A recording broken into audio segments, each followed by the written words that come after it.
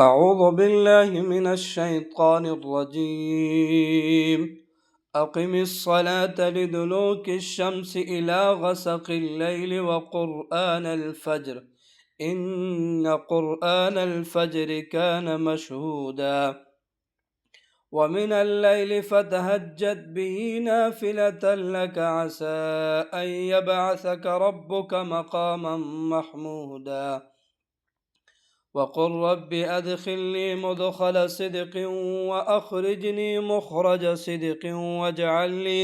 واجعل لي من لدنك سلطانا نصيرا وقل جاء الحق وذهق الباطل إن الباطل كان زهوقا وننزل من القرآن ما هو شفاء ورحمة للمؤمنين ولا يزيد الظالمين إلا خسارا.